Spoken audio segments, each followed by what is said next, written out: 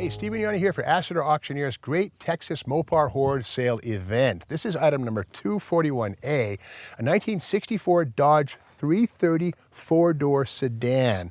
Now up front we have to say fantastic. That grille is beautiful. The inner headlight rings are in fantastic shape. The outer rings, which are classically smashed and bashed, not too bad right here.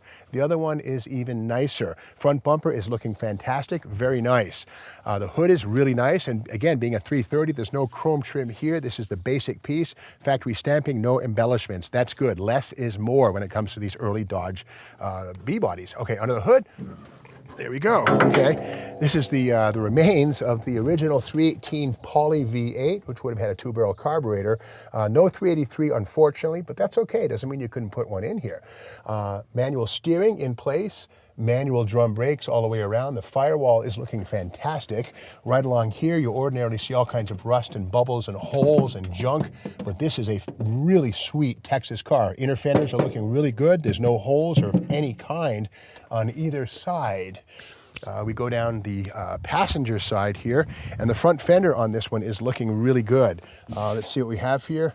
Wow, rust-free, no dents, no Bondo, no plastic, well-preserved metal, beautiful. The fender lip is nice, very well defined, no rust. Down here is absolutely pristine. These front fenders are fantastic, no rust at all.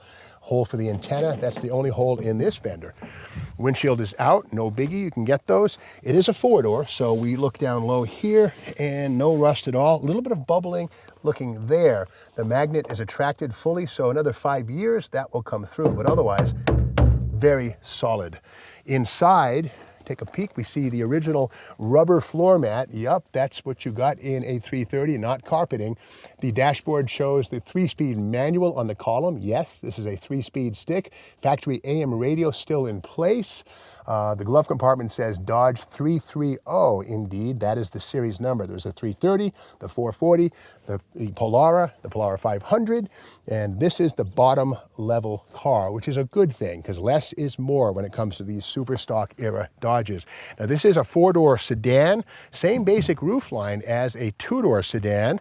The rear door on this one is also in fantastic shape, no rust. The magnet sticks everywhere. That is wonderful. And something that people will do, because two-door 64 Dodge posts are so hard to find, they'll actually take a four-door and turn it into a two-door. It's something that's done. This would be a great candidate for that. And the guys who do that, you know what I'm talking about. Down low here, this quarter panel is pristine. It goes all the way under. I don't feel any rust at all. And this magnet is sticking. This ordinarily would be full of plastic or holes. This one is wonderful. Very, very, very rust-free.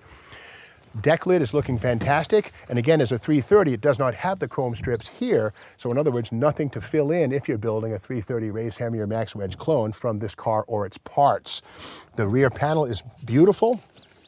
Has a California license plate. October of '95 apparently is the last time this was registered. Oceanside, California is the shout out on the license plate frame. Coming down this side, the rear quarter panel here, equally beautiful. No rust, no Bondo. The magnet sticks everywhere. Now, there's a little discoloration here, and yes, in 5 years, that will be a hole. But right now, it's just a small amount of surface corrosion coming from the back side. But again, ordinarily, these things are gone. They're rotten, they're crusty. Not here. The wheel lip is beautiful, and this is the correct original 1964 final year two-piece axle with a nut and the cotter pin. That would go away for 65, but it speaks to this car's originality. Again, the B-pillar is really, really nice. The back door is fantastic, no rust. The bottom of the rocker also very much rust-free. The magnet sticks everywhere. No issues with rust on this one. That's great. Let's look inside. And yeah, okay, it's sun-tanned on top of the dash. You know, you would be too if you lived out in the Texas sun year after year.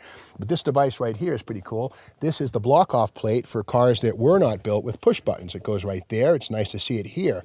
And again, this is a 3-speed manual transmission with the clutch pedals and manual steering. A very austere package. Again, here's the factory rubber floor mat, and you paid extra for carpeting.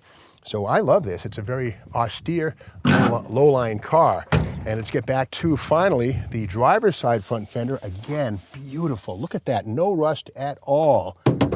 I mean, all the way down there. The paint's chalking, and I'm honored to wear this car's chalky paint on my hand, no problem.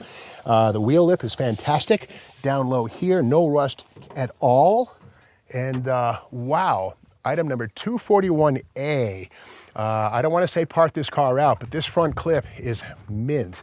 If you're doing a 64 Dodge Race Hemi or Max Wedge steel nose conversion or copy, this front clip is something you need.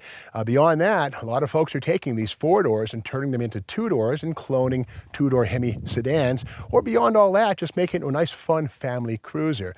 Either way, it's clean. You just don't find them like this anymore. Bid strong.